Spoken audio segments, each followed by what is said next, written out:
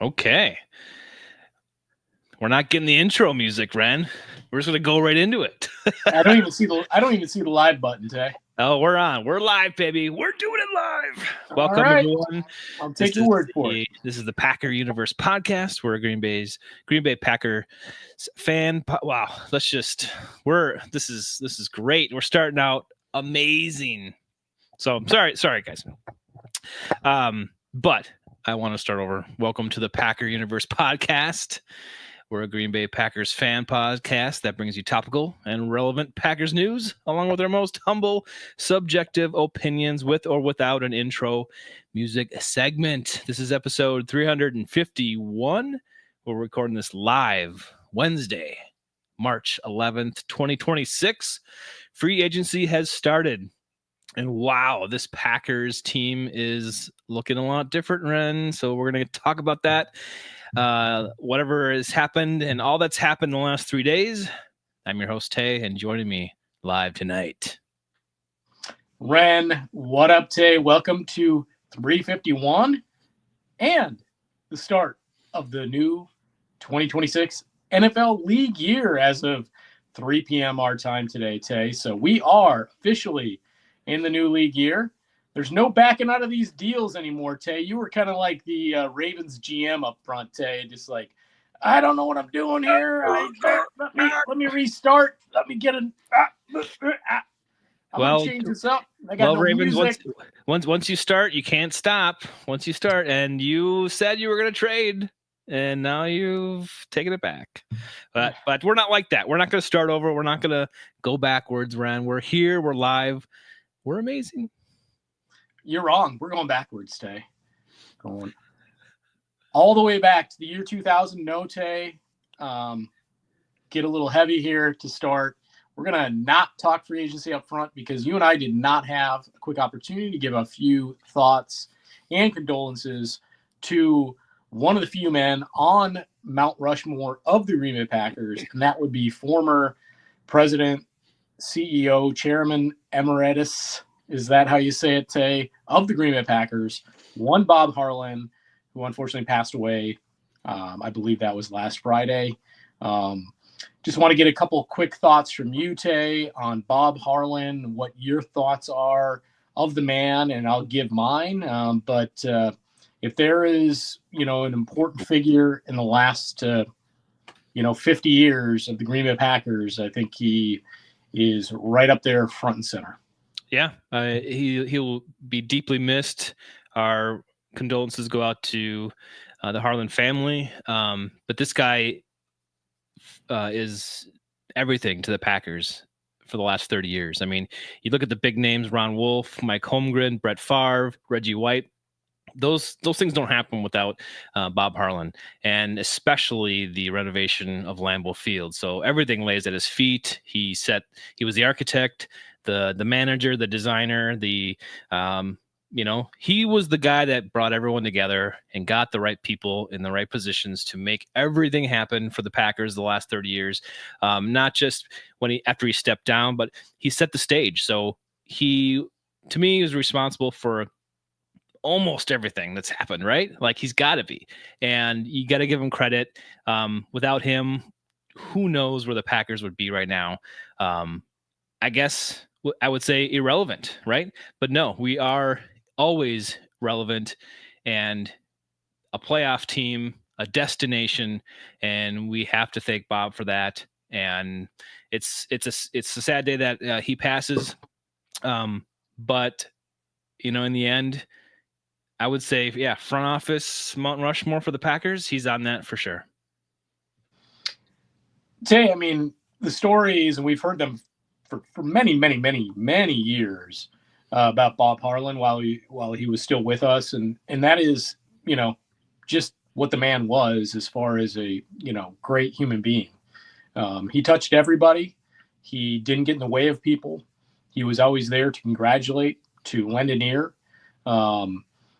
Anybody on the street to, the janitor of the Packers, all the way up to the incoming president of the Packers. He was nothing but a class person. And outside of Bart Starr, he's it. And probably outside of Curly Lambeau, creating the Packers, and then Vince Lombardi creating the 60s Packers. I would say outside of those two, he is probably the third most important person to the Green Bay Packers franchise in their entire history. And you're right. I mean, I don't know that you and I are actually sitting here right now talking about Bob Harlan if he didn't come along and do the things he did. Mm-hmm. I mean, his impact reverberated, through this organization, through the city, through the fans, and still will. And it lives on as an amazing legacy for what he did. Obviously, as you mentioned, when the board back in the day ran the Packers, a bunch of business people, he was there to realize he needed to bring in a football man to let that happen, i.e. Ron Wolf, and let Ron do his thing. Ron talked about obviously getting rid of Lindy, bringing in his own guy, Mike Holmgren. And ultimately then that leads to, stories of Ron telling Bob he's going to trade that first round pick for an unknown quarterback in Atlanta, Brett Favre, and the rest is history. A couple of years later, you have the biggest free agent in NFL history. Reggie White joined the Green Bay Packers, and ever since that whole thing took place, he knew it was important. The Green Bay Packers have been relevant, and we're talking about him right now. And what an important person, but what a great person. And to hear all the stories over the last 5 days is, as a Packer fan, it's just amazing. Bob going door to door to get the whole thing with the Lambeau referendum passed, and it barely passed, 53-47. But he was literally knocking doors, doing everything he could. This is a mecca of football. This is where people come all over the world just to see it, sometimes just for training camp. But he built that. Green Bay is his, from the organization to the stadium and everything involved, to now Titletown. Him passing that torch to Mark Murphy. Mark knew how integral he was. It's an amazing legacy, and we're all better Packer fans as a result of Bob Harlan. Ren, when does Bob get his own bronze statue outside of Lambeau? That's a tough one, Tay, because honestly, he deserves something. I don't know if it's a statue. I know he's got a few things I want to say that are involved with his name, but I think they certainly need to find something to really honor him in a big way, because again, in the last 35 years, he's the most important figure to this franchise. Yep. Again, we're not talking about it right now. We're not getting excited about free agency. The Packers continuing to stay relevant with all these great moves they have made in the last 3 days. Without, again, his fingerprints are still on it right now as we speak. Absolutely. Ren, I want to give a shout out to ourselves here. You can follow us on all social platforms. We're live doing this Wednesday, every Wednesday. So you can catch us on Twitter, Twitch, and YouTube. The Twitter is not really connecting right now. That I've got some issues going on there, so I apologize for our Twitter followers that usually watch. But you can listen to us via the podcast version too of this broadcast. So go over there and check that out. Follow where you want to, and we appreciate it as always. Ren, let's get on to our main event, free agency. I mean, the tampering period started on Monday. So I kind of count that as one day. Tuesday was the second day, and then today was the third day. The official start of the new year and the league year was today. But even before Monday, you had a couple things happen. And I think one of them was the re-signing of Sean Ryan, the center. So he's locked in. That's our dedicated dude. So I guess how do you feel? 33. How do you feel about that? Is that okay with you? I love it. As a lot of people talked about, there is this center anxiety this year. Yeah. had 3 centers around the NFL retire. Some of them pretty young. We know Drew Dahlman in Chicago. I want to say Ryan Kelly in Minnesota. And one other that I'm at a loss for at the moment. But and then there weren't many available on the free agent market. We know Tyler Biadasz became available as a pre-free agency cut in Washington, only to take a raise to go to San Diego with the Chargers. Los Angeles. Still can't get that one out of my head. And that left just a few guys, obviously the big name, with Linderbaum out there. Linderbaum. I always think of Mendelbaum when I hear that tag. Yeah. And obviously, he was going to be too pricey for the Packers.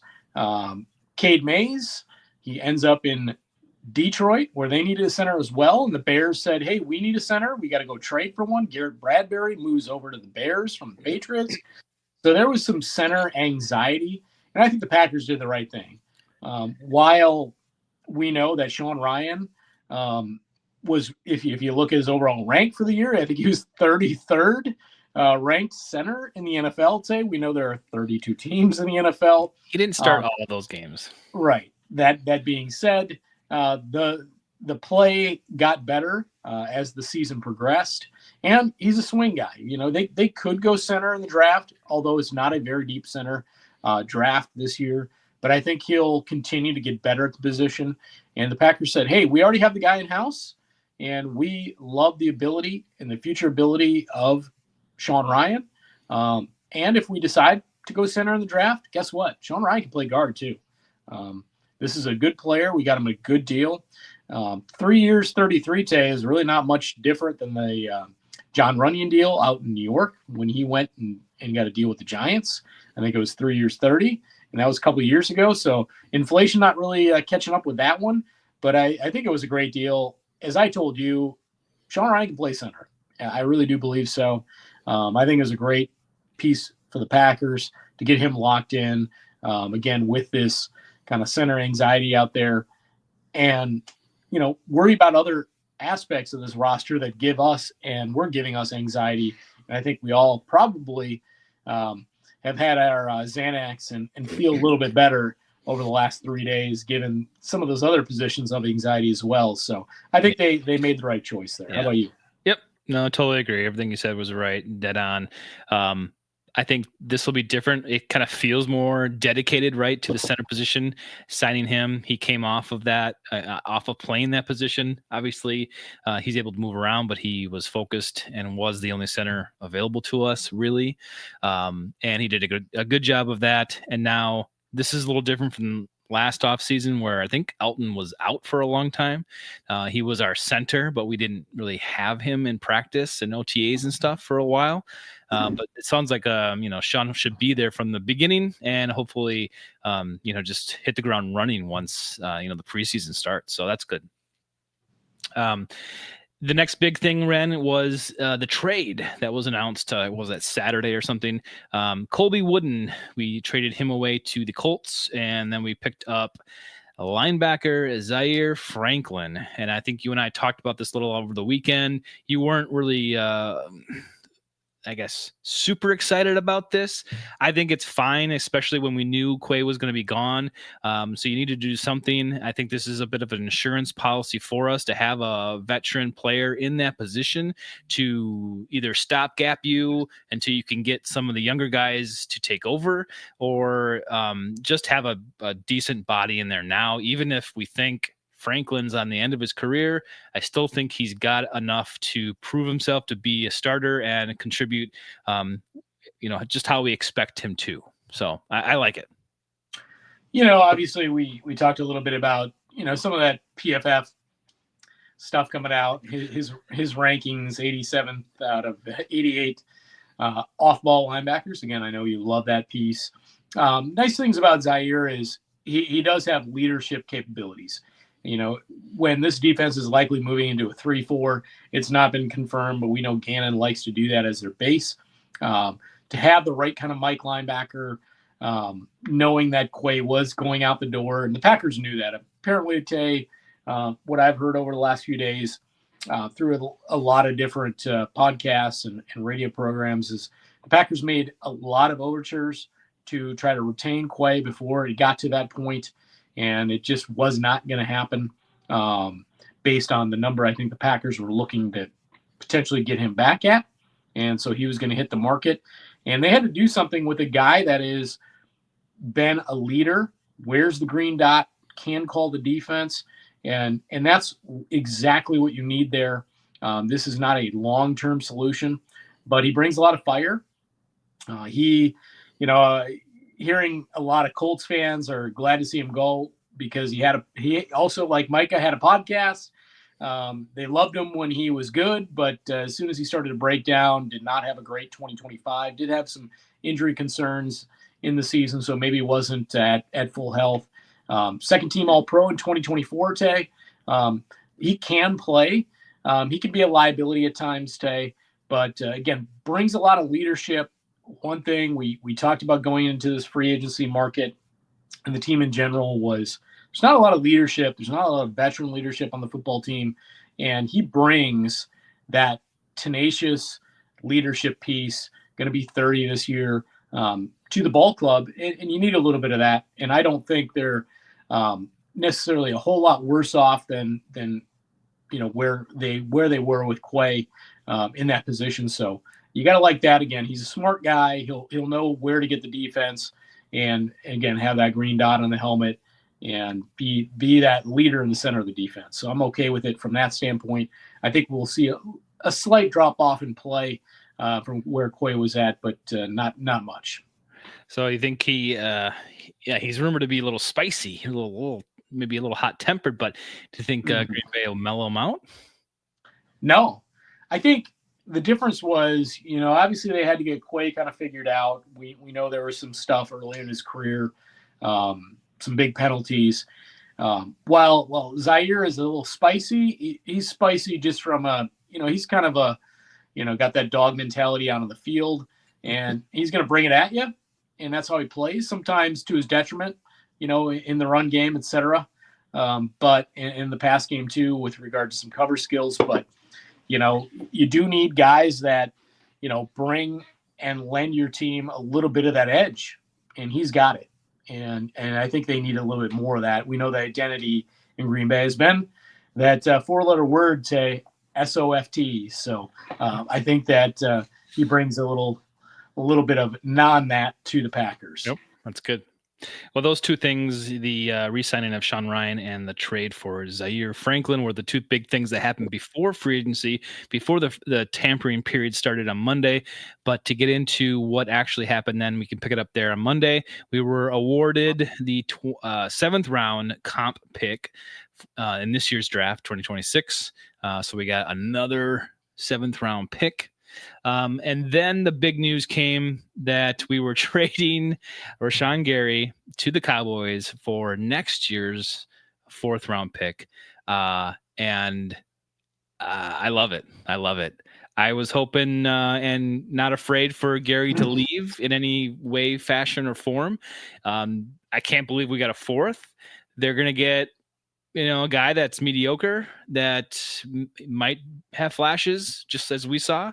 But in the end, I'm totally cool with this, Ren. How about you? No, I mean, it was a little wizardry on Brian Gutekunst's part. Yeah. A lot of people were like, hey, can we get a late round pick, 6th, 7th round pick for this guy? That would be amazing in and of itself. And somehow Jerry's on the phone. And I know Dallas is like, let's re-break down the Micah trade.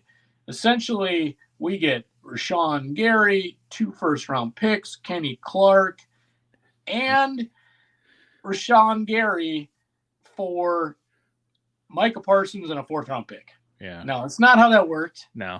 There was nobody going to give the Green Bay Packers a 4th-round pick for Rashawn Gary and, by the way, take his contract tag, which obviously the Packers are eating a little bit of issue this year with some Gary contract stuff. But next year it clears $30 million, Tay, essentially in 2027. So that is not only get huge cap relief getting rid of him this year, but then it clears 100% clear another 30 next year, which would have been on the books, which is phenomenal. And it adds to, we know the Packers going to probably have, after this bout of free agency, 3 to 4 comp picks between rounds 3 and 5. You need to add that to the glut of picks that they can use to move up maybe in the 2nd round next year. And they're going to be opening up a ton more cap space in 27. we know some of that 27th space is going to Tucker Kraft. It's going to Christian Watson, Tay. They got to get those things done, no doubt. But it was, hey, if the Packers want to make moves, they've got Jerry on the phone now, Tay. He likes to make deals with Green Bay Packers, and I'm glad they got him on speed dial, because we as Packer fans feel like we just stole again from the Cowboys. Yep. I love it. I love it. So good. So good. And then we learned that we just outright released Elton Jenkins. And then it turns out later, maybe it was a day later, that he was actually given a failed physical or injury, it was failed physical designation release. So it was strange, but I think collectively, the beat writers and Packer Universe media is saying, well, that's probably why you weren't getting any takers for him. Anything, you weren't going to get anything from him with a trade. So it was just like, let's just cut it, let it go, and see what else we can do. And then later, we re-signed Darian Kinnard to a 1-year deal. He's back as the Swiss Army knife of the O-line, the sixth personnel, the eligible tight end, as it were. So he's back for 1 year. Fine, bring him back. Who cares? A lot of this stuff today we'll talk about is short term, and I don't mind that. Love it. Give him get him in here for 1 more year. Let's see what we can do, and hopefully he's a stopgap for something better moving forward. So that kind of helped us out with the O-line situation on Monday. And then by the end of the day, we learned that I'll jump down. Kingsley and Igbare signed with the Jets. So we lost Rashawn Gary and Kingsley and Igbare all in one day. That one surprised me, Kingsley, but 1 year, $10 million, it's a little steep for the Packers. They weren't going to do that. I was hoping maybe for a multi-year deal where it would bring down the cost a little bit, but no. But good on JJ for getting that $10 million out there. I wish him luck. And we also saw Malik Willis go to the Dolphins for 3 years, $67.5 million. And then way later in the day, we saw Quay Walker sign with the Raiders for 3 years, $40 million. And that's why we didn't do anything, because we were never going to be able to do that and never wanted to do that for him. So all three of those players are gone. Malik, though, dude, you got your money. You got your contract. Hell yeah. I think it's $45 million guaranteed down there. Take it while you can get it, because who knows what's going to happen. And I loved me some Malik Willis, but I don't know how he's going to do, honestly, as the starting quarterback in Miami. I hope he does the best. I hope he shows up and shows off his stuff and he's successful, but I don't really know. It's hard down there. It's kind of like Tua 2.0, kind of a running quarterback, quick guy. So we'll see what they do with him. But congratulations to Willis. Go get that money. I'm glad he got the contract. I'm glad he's with other people that he knows with the front office and Jeff Hathley. So I'm proud of him, and hate to see him go, but nothing we can do about that. We're never paying that kind of money. And if you look down there, we're never paying Quay Walker $40 million for 3 years. And then we weren't going to pay JJ and Igbare, $10 million to stick around for 1 year. So it's just how it rolls. Yeah, I mean, JJ got his nickname being JJ the Jet plane because he liked that show as a kid. He's a Jet. People pointed that out. Kind of makes sense. Goofy as it is, hey, get your money. Somebody's going to pay you. I really like Kingsley and Igbare as good rotational edge defender, and I think he's only getting better. I think the Jets have a nice edge piece there. Certainly, he's not the end all be all, but a nice piece in him. The South Beach Packers. I know that Malik wrote a nice farewell to Packer Nation, and hey, good on him for doing that. He didn't have to do that. He wasn't a huge focal point of the Green Bay Packers the last couple of years, but he knows that with this opportunity in Green Bay, it just led to this big payday in Miami. I don't know, if they have much money beyond that today, because they just took I believe a $99 million dead cap on Tua, releasing him. So that is some huge stuff for Sully to work with down there in Miami. Brutal. A year from now they'll be feeling a lot better about where they're at, but it's certainly kind of rebuilding year one. They have some okay pieces down there in Miami, so we'll see how year one goes. They are coming to Green Bay in the 2026 season, so we'll get to see Halfley, Sully, Malik, and our guy Zane Anderson, Tay, come up because he is now also a South Beach Packer. We'll see all those guys get to kind of rejoin and revisit Green Bay in the 2026 season. So again, yeah, congrats to Malik. Good deal for him. I hope it works out. Obviously, the Miami Dolphins were a team I rooted for as a kid. So they're in the FC. Don't mind that. They don't like to play in the cold. So if it gets to be maybe mid-late November into December and they got to come up here then, good luck, Miami. Could be a long day for you. All right. Well, 2 questions. Are you going to be turning that game on, the Cowboys? Are you going to be turning on the Dolphins games more this year to check these guys out? Maybe go to the game if they ever come this way?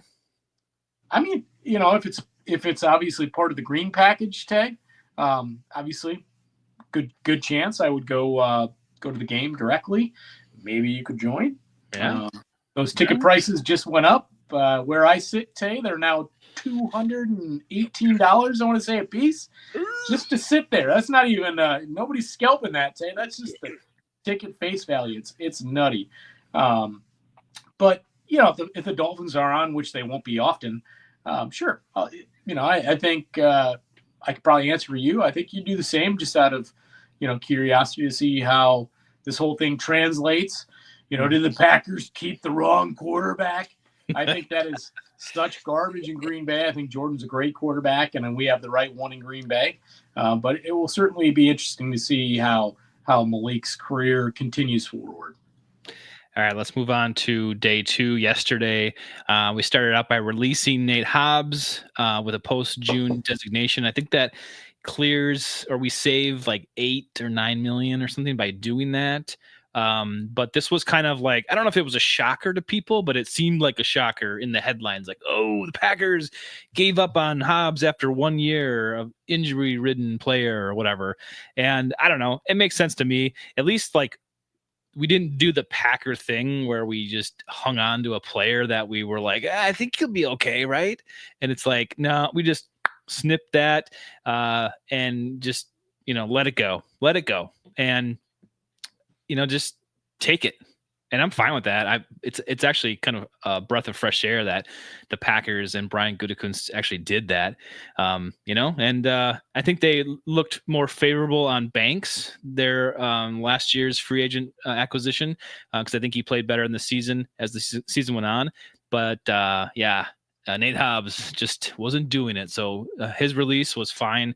I know that's a position of need, was cornerback. However, I just think he just clutters things up too much, and there's too much to lose if you just keep him around. It's a kind of a wasted roster spot. So I'm glad it happened. How about you? Oh, big time, Tay. I mean, obviously the post-June 1 designation is nice in the sense that it does clear that $8 million.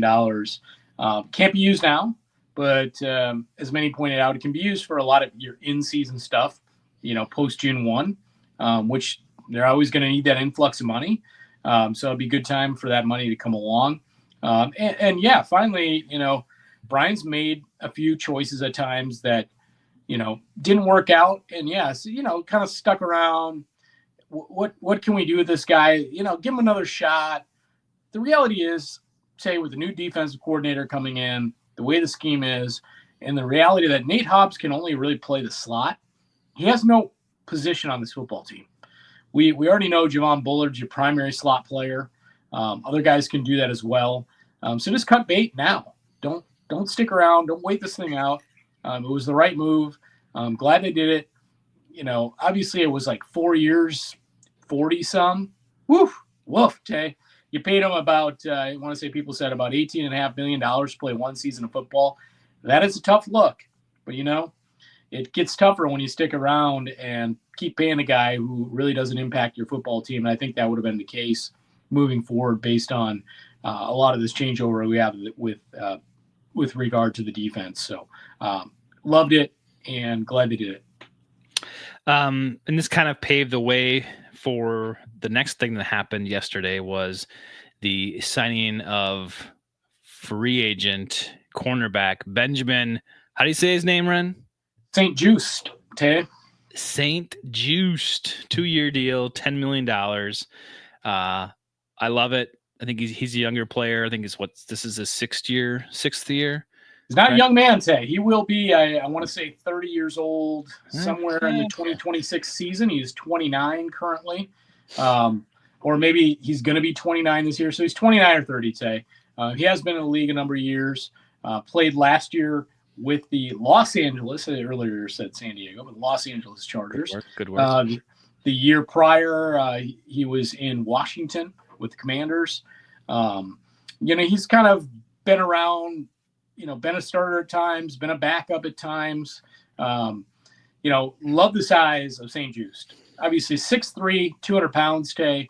I'm a big fan of tall corners. Yeah. He's just a steady player. He had a really, really good year this past year.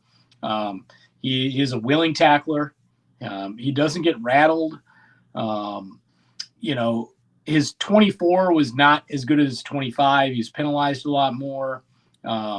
His quarterback ranking in 24 was not great. It was excellent this past year. So the Packers are saying, hey, we're taking a bet on St. Just. The numbers came out, and essentially it really is a 1-year deal, Tay, with a second-year option if the Packers decide to do so. They're paying him $3.5 this year.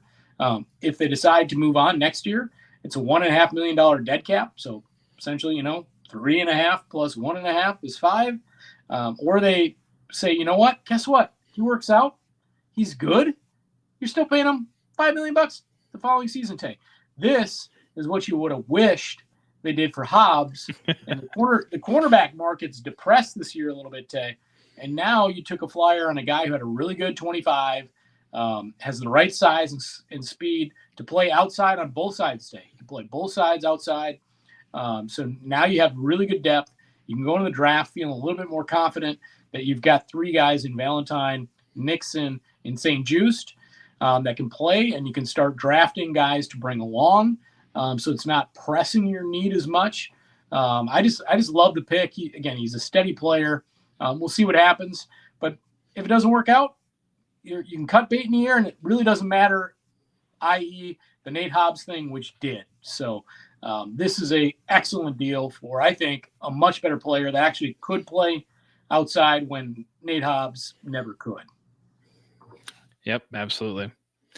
It was announced yesterday. I don't know when it actually happened, but we restructured Xavier McKinney's contract, converting $11.35 million to signing bonus, adding 3 void years, and that basically clears up $9.2 million in cap space. Basically, buying your St. Just guy, off the street. So love that. This kind of just tells me there's not really any story here besides they love McKinney and he's sticking around, and they're trying to help save some money. He's trying to help save the Packers money, so it's a win-win. Well, and the Packers can do that regardless, but the thing is, obviously safeties do last longer in the NFL than cornerbacks do, Tay, and if I can speak, doesn't want to come out like the beginning of the open of the show here, Tay, but Xavier, he's still a young guy. I want to say he's 27 years old at this point, Tay. So still got a lot of good years in front of him. Again, safeties can play a long time in the NFL. So good way to get some resources. Wasn't quite sure why they did the restructure with Banks. That's a quizzical one. Push some of that money down the road when they could have done it in other places where with guys like Jordan Love or Micah Parsons that likely going to be around a number of years. So that one was a little quizzical, but the McKinney pushing some of that out, makes complete sense to me to open up a little space. The move that kind of surprised me most, not in a bad way, but just I'm like, oh, holy crap, was the signing of wide receiver, I guess, and more so kick return specialist Sky Moore.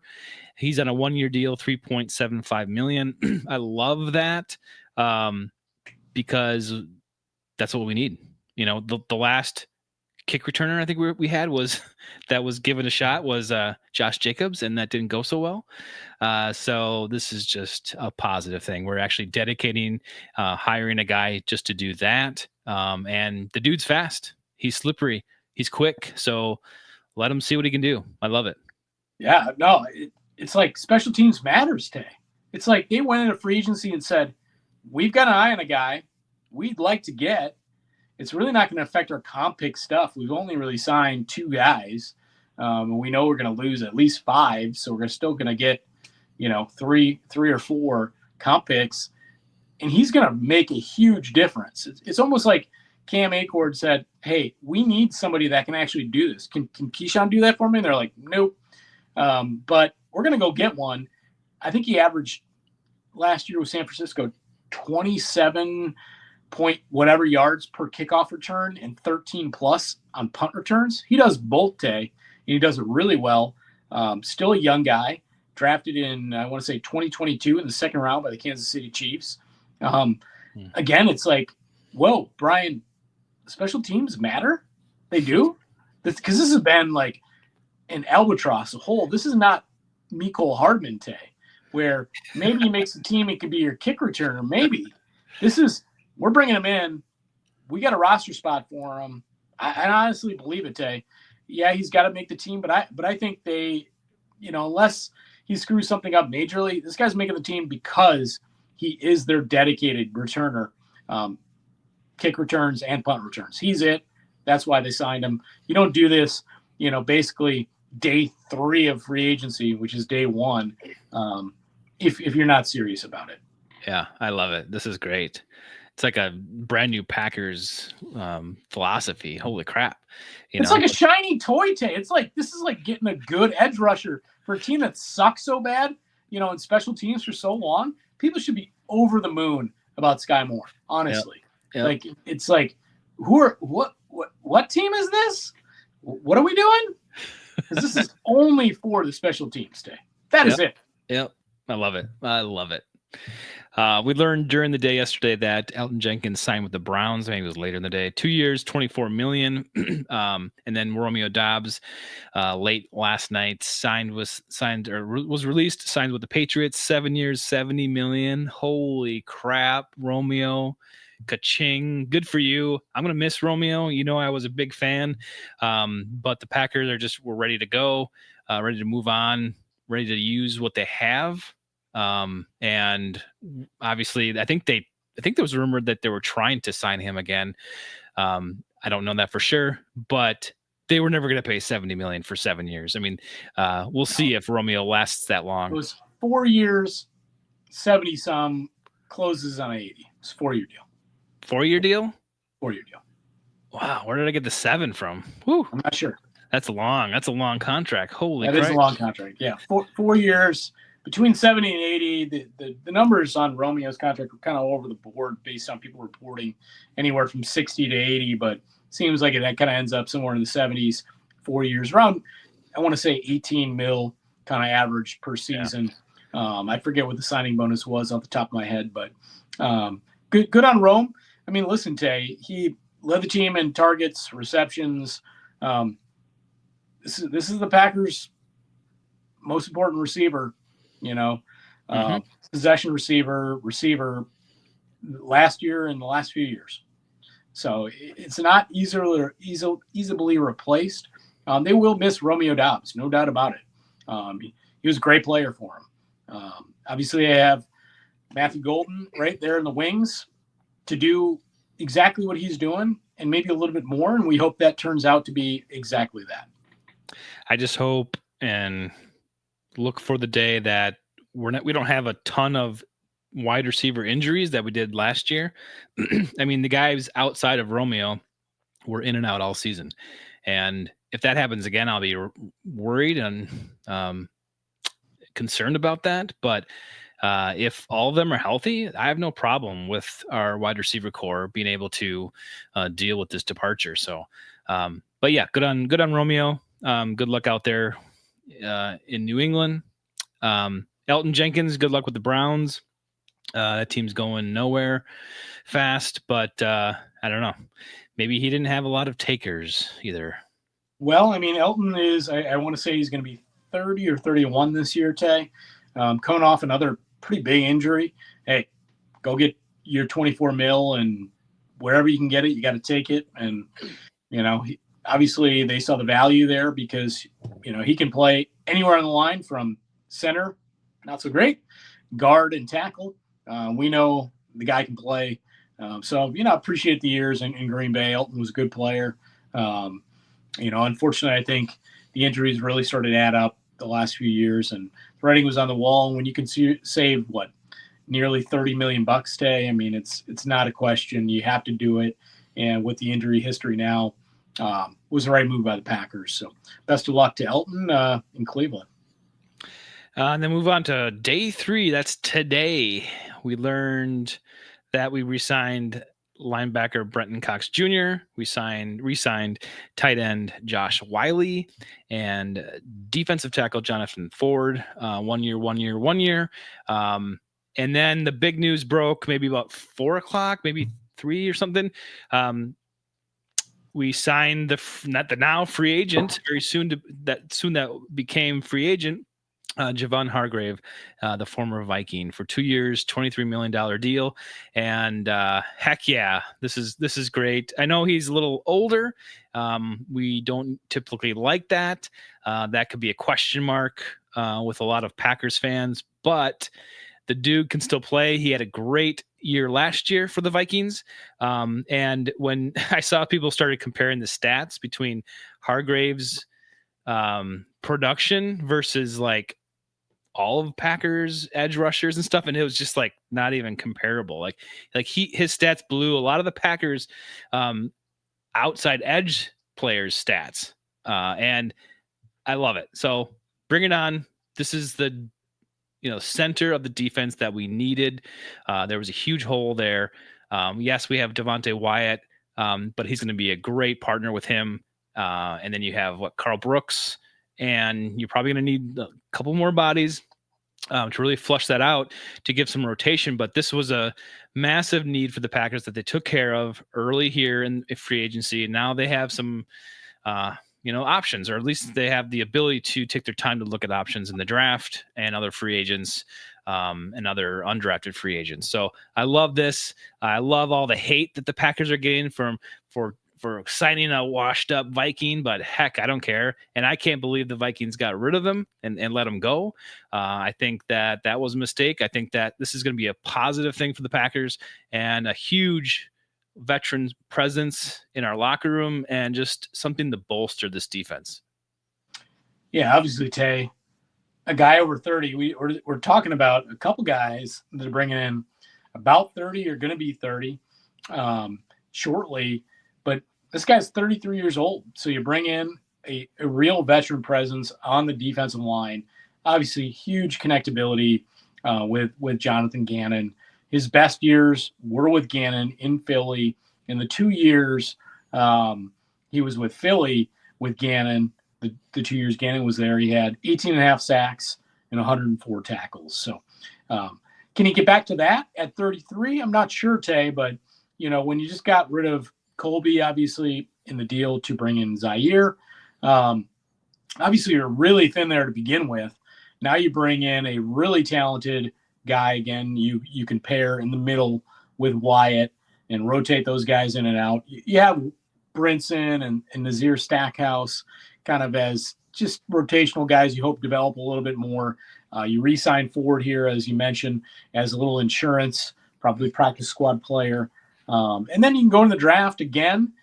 It's not as big of a priority, so you don't feel like you've got to press, just like they did at the corner position with St. Just.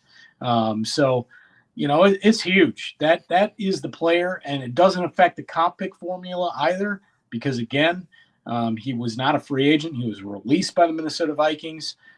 So that really makes a difference as well, how that goes into their philosophy there, because they want to be loaded in 27 with draft picks, and some of that cap money coming open, and having some of that money for these, forthcoming extensions with Watson and Kraft.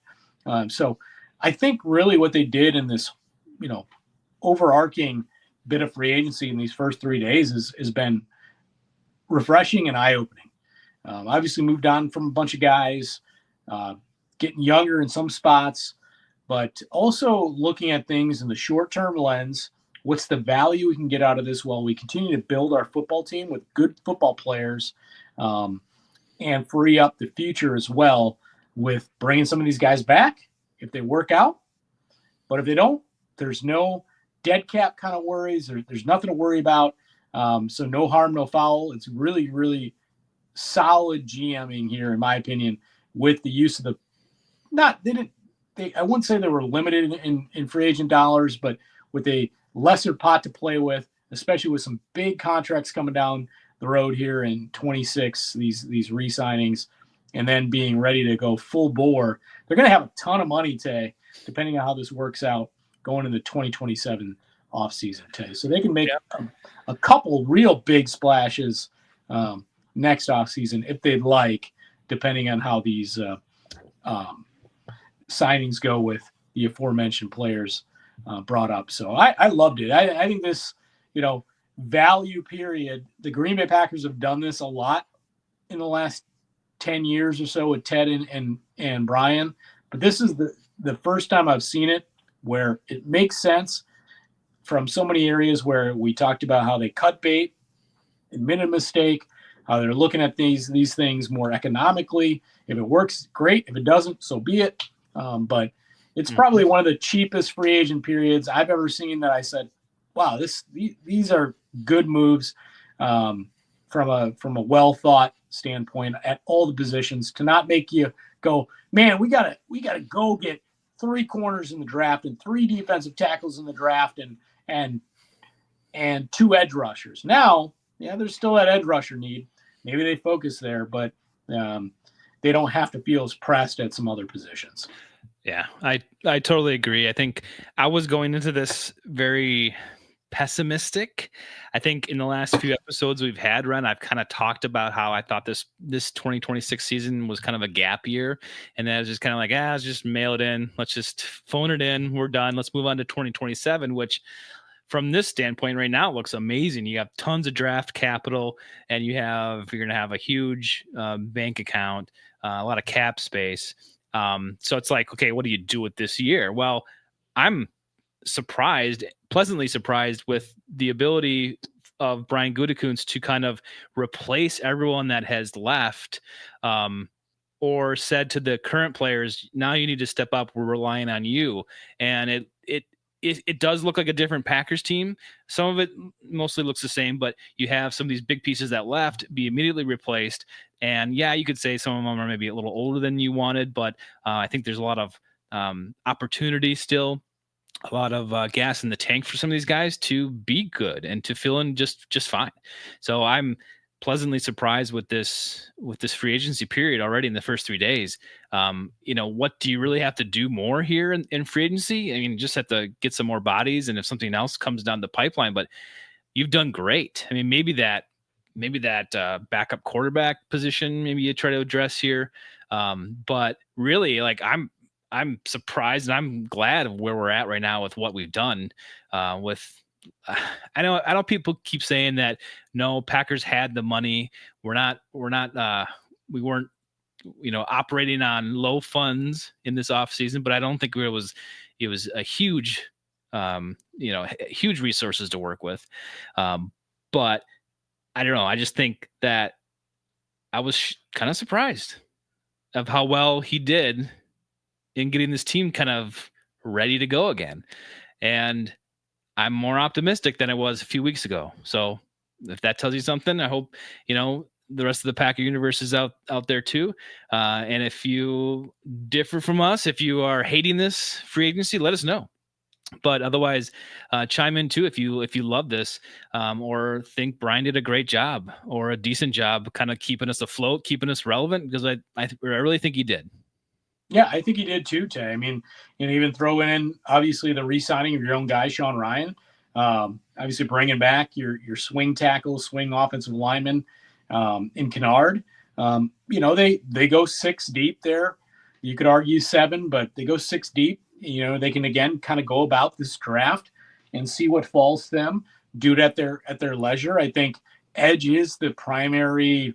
What can we do in this draft with a little edge help? You're going to need some pass rusher help, and I think you hit it at the end too with the backup quarterback piece. That part's not been addressed yet. We'll kind of see how that plays out over the next few weeks with guys potentially being released or what's available to them via trade. That could also happen.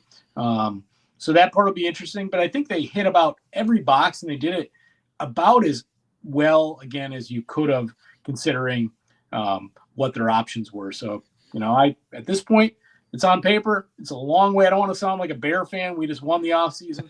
It's a long way in the future, Tay. But I think, again, the way it looks in comparison to how other value off seasons have looked, we know weren't great. I think they kind of knocked it out of the park. And I like to think about the fact that next year we have a ton of draft capital, and you saw, Rashawn Gary get traded for next year's pick already, right? Not this year's. So like we could do that. We have capital next year. We could just say, use that this year to get a couple guys. So it's possible.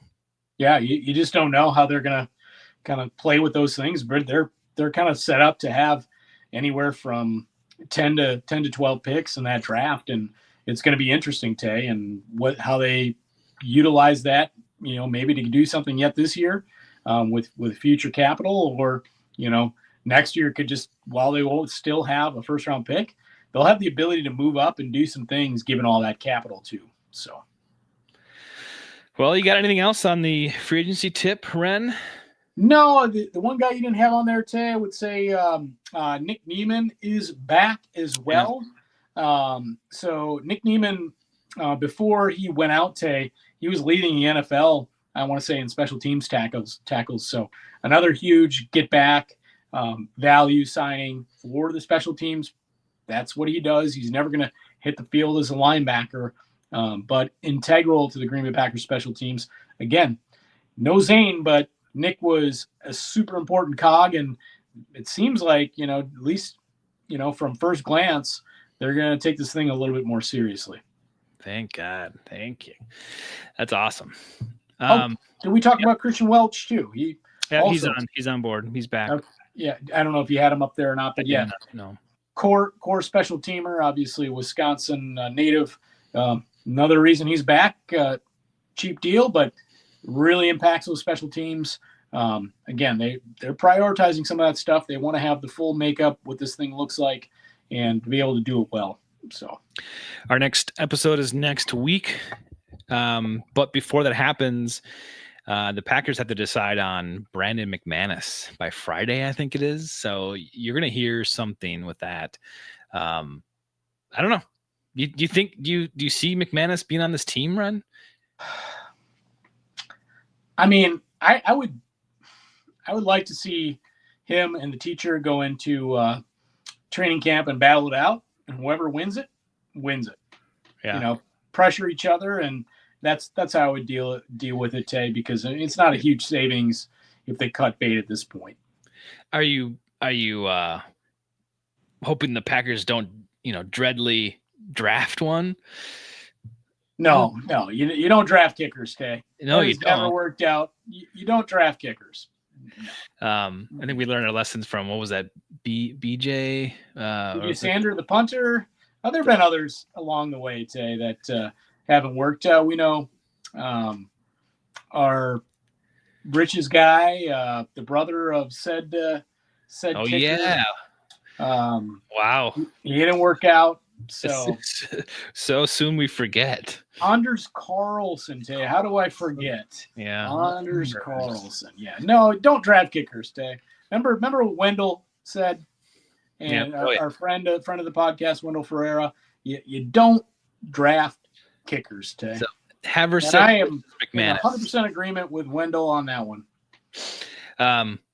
So yeah, look for some news on McManus later in the week. All right, Ren, let's get out of here. I want to thank everyone for joining us.